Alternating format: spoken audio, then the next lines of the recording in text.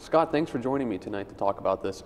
Could you tell us a little bit about what sort of candidates you would like to see join the Adirondack Park Agency's board? What are the types of candidates that the Adirondack Council would like to see? Sure. For the Adirondack Council's perspective, we would like to see a broader range of opinions and diverse opinions on the Adirondack Park Agency board. We have some local government officials, we have some lawyers on the board. We'd really like to see some ecologists, some scientists, some college professors, local business owners who are guides or outfitters. So really a better representation of what the park is and the makeup of the park.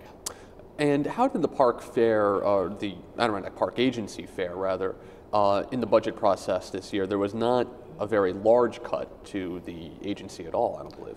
Right. The agency, as all other state agencies, received a 10% reduction in its general funding from the state, which is almost all of its funding. So it received about a 10% reduction in its allocations, but they can live with that, I think, for right now. Mm-hmm. And so in terms of board members, the last couple picks by past governors, not this current governor, but how have they fared in terms of open space advocacy, in terms of balancing the interests of property owners versus the interests of environmentalists?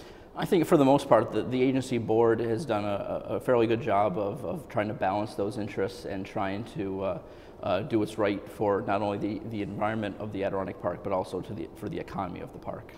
And in the last couple of months, I've noticed that there have been some rulings from the APA that have favored property owners. In your opinion, is that aberrant on their part? Is that unusual, or is it 50-50 usually?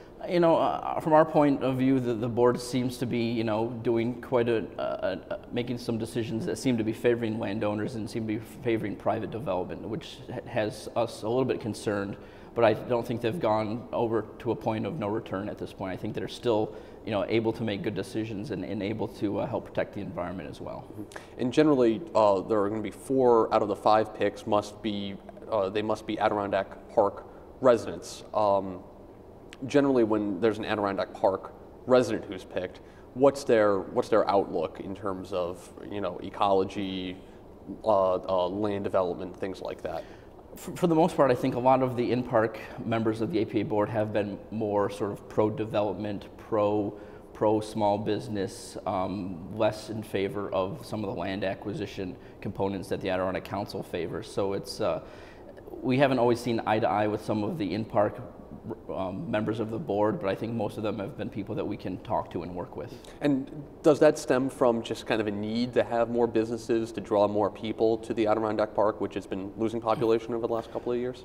Well, I think part of it is just sort of an ingrained culture that, the APA has always been sort of seen as anti-business and not friendly to local citizens and people who are trying to build houses or build businesses in the park. So we're trying to sort of overcome that stigma and that sort of history of what's been around for the APA. Alrighty, Scott, thanks for joining me. I appreciate it. Sure, anytime.